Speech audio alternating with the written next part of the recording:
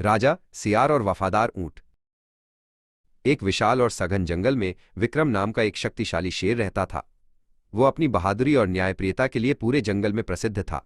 विक्रम एक ऊंची चट्टान पर बैठकर अपने राज्य की रखवाली करता था और सभी जानवर उसका सम्मान करते थे। एक दोपहर जंगल की सीमा पर विक्रम को एक ऊंट मिला जो अपने काफिले से बिछड़ गया था। ऊंट बहुत थका हुआ और प्यासा लग रहा था। उसका नाम धैर्य था। विक्रम ने उसे डरते हुए देखकर दहाड़ने के बजाय शांति से उसके पास जाने का फैसला किया। विक्रम ने धैर्य को भरोसा दिलाया कि उसे डरने की जरूरत नहीं है। उसने ऊंट से कहा, तुम मेरे राज्य में सुरक्षित हो धैर्य, आज से तुम मेरे मित्र हो। धैर्य को शेर की बातों पर विश्वास हो गया और वो खुश होकर उसके साथ जंगल के अंदर चल पड़ा। विक्रम के पास एक सलाहकार सियार भी था जिसका नाम चतुर था। चतुर बहुत चालाक और स्वार्थी था।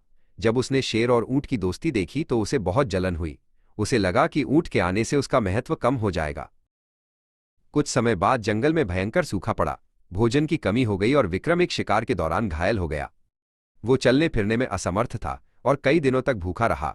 उसके साथ साथ चतुर भी भूख से तड़पने लगा। चतुर ने इस स्थिति का फायदा उठाने की सोची। उसने विक्रम के पास जाकर कहा, महाराज, हम दोनों भूख से मर रहे हैं।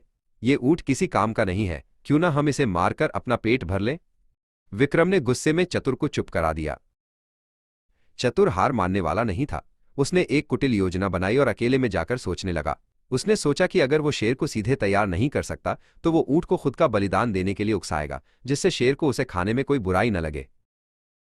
चतुर ने विक्रम और धैर्य को एक साथ बुलाया और नाटक करते हुए कहा, महाराज, आप हमारे राजा हैं।